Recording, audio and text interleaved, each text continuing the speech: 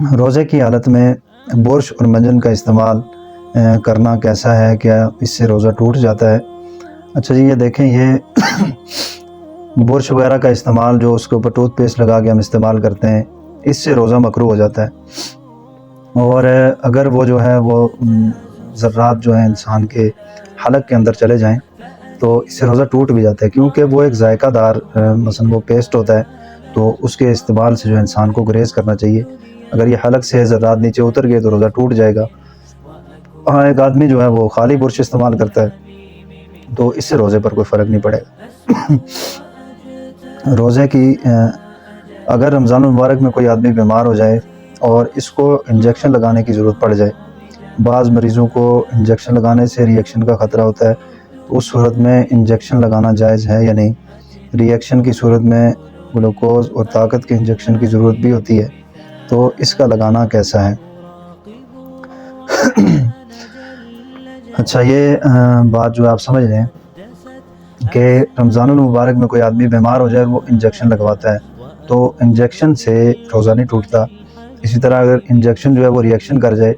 اس کے اوپر گلوکوز لگتا ہے یا پھر یہ طاقت کی جو ڈرپس وغیرہ لگتی ہیں، اس سے بھی روزے پر کوئی اثر نہیں پڑتا۔ اس کی وجہ یہ ہے کہ روزہ صرف ان چیزوں سے ٹوٹتا ہے جو معتاد راستوں سے کوئی چیز جو ہے وہ انسان کے جسم کے اندر داخل ہو۔ معتاد راستوں سے مراد یہ ہے کھانے پینے کے جتنے بھی راستے ہیں، مثلا یہ جو ہے انسان کے منہ سے کوئی چیز انسان کے اندر کھانے پینے کی داخل کی جائے، تو یہ جو انسان کے جسم کے اندر یہ انجیکشن وغیرہ جاتے ہیں یا طاقت کے ڈرپس وغیرہ لگتے ہیں، تو یہ بذریعہ معتاد راستوں کے نہیں ہوتے، بلکہ یہ انسان کے جسم میں جو ہے یہ بذریعہ نس یا پھر بذریعہ رگوں کے ان کو داخل کیا جاتا ہے، تو اس سے روزے پر کوئی اثر نہیں پڑتا۔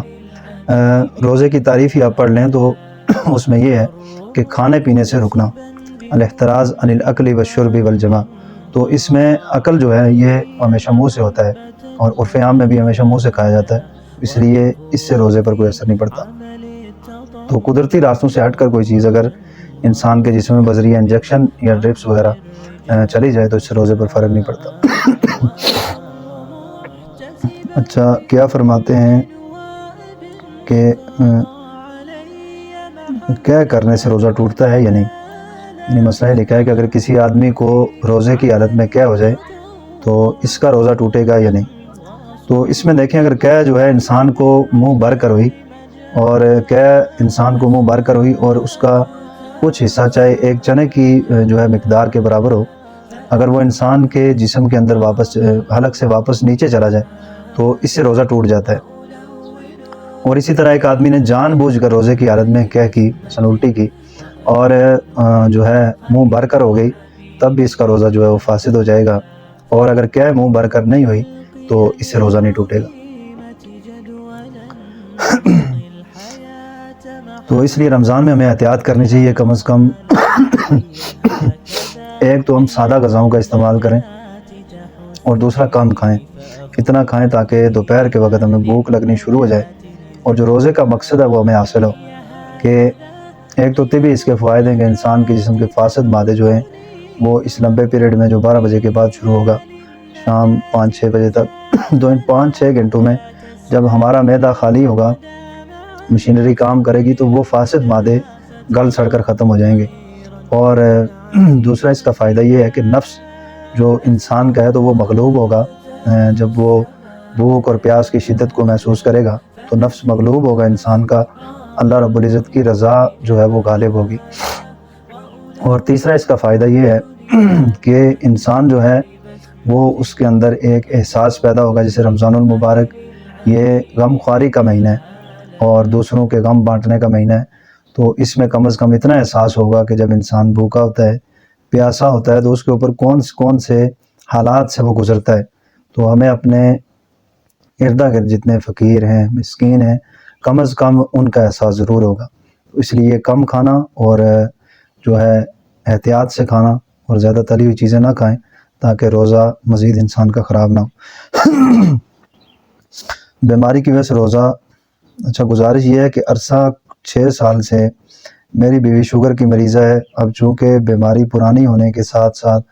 کمزوری بھی بہت زیادہ ہو گئی ہے، علاج وغیرہ بھی خاصی حد تک کیا۔ گزشتہ سال رمضان المبارک میں صحت کچھ اچھی تھی تو بیوی نے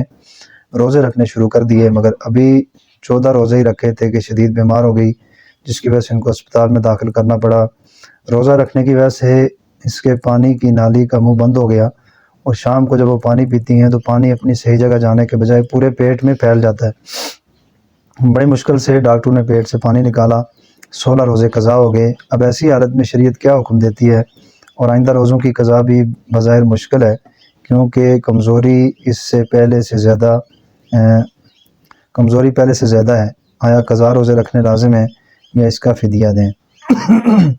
تو یہ ایک ایسی بیماری ہے جو مثلا دائمی ہے، جس کے بارے میں آپ کو مکمل غالب زانی یہ ہے کہ میں کبھی ٹھیک نہیں ہو سکوں گا، یا آپ کا کوئی عزیز ہے وہ کبھی بھی اس حالت کو نہیں پہنچ سکتا کہ وہ اطمینان اور سکون کے ساتھ روزہ رکھ سکے گا۔ مثلا گرمیوں کے روزے کافی مشکل ہوتے ہیں، تو سردیوں میں دن بھی چھوٹے ہوتے ہیں، اور دوسرا یہ کہ روزہ رکھنا انسان کے لیے انتہائی آسان ہوتا ہے۔ تو سب سے پہلے یہ ہے کہ آپ پریکٹس کر کے دیکھ لیں، 1-2 روزوں کی اگر رکھ سکتے ہیں تو ٹھیک ہے۔ اگر بالکل صحت یابی کسی بھی صورت ممکن نہیں ہے تو اس صورت میں یہ ہے کہ وہ فدیہ ادا کرے روزوں کا، اور 1 روزے کا فدیہ 1 صدقۃ الفطر کے مطابق ادا کیا جائے گا، اور اس میں جس شہر میں وہ مقیم ہے اسی شہر کا اور اسی شہر کی کرنسی کا اعتبار ہوگا۔ اس چیز کو بھی لازمی ذہن میں رکھیں۔ تو اب اگر یہ ساری زندگی ٹھیک نہیں ہو سکا تو فدیہ اس کا چل جائے گا، لیکن درمیان میں صحت یابی ہو گئی تو یہ صدقہ نافلہ شمار ہوگا، اور نئے سرے سے وہ روزوں کی قضا کرے گا۔ بعض لوگ یہ کہتے ہیں کہ اگر کسی سے عمر بھر کی نمازیں بھی قضا ہو گئی تو رمضان المبارک کے آخری جمعے میں نماز جمعہ کے بعد 4 رکعت یا 12 رکعت قضا کی نیت سے پڑھے تو قضا نمازوں سے اس کا ذمہ بری ہو جاتا ہے۔ اسے قضاء عمری کہا جاتا ہے۔ تو کیا ایسی قضاء عمری درست ہے؟ اس کا ثبوت قرآن و حدیث سے دیں۔ اچھا جی، یہ واضح رہے کہ قضاء عمری مروجہ جو ابھی ایجاد ہوئی ہے، اس کے بارے میں بہت سارے میسج آ رہے ہیں۔ جیسے پہلے ایک میسج تھا کہ جو شخص رمضان المبارک کی خوشخبری 10 لوگوں کو دے اس پر جنت واجب ہو جاتی ہے، اور پھر مختلف مواقع پر ہم ایسے کلپ سنتے رہتے ہیں جن میں ان چیزوں کا اظہار کیا جاتا ہے کہ مثلا ایک آدمی ہے، وہ اگر اس کی ساری زندگی کی نمازیں رہ گئیں اور رمضان المبارک کا آخری جمعہ آ گیا تو آخری جمعے میں یہ 4 رکعت نماز پڑھے، فلاں صورتیں اس میں پڑھے، تو اس کی ساری زندگی کی نمازیں ادا ہو جائیں گی۔ یہ بالکل من گھڑت کسی نے واقعہ نقل کیا ہے، قرآن و حدیث سے اس کا کوئی تعلق نہیں ہے، اور ہمیں ایسی باتوں سے احتراز کرنا چاہیے،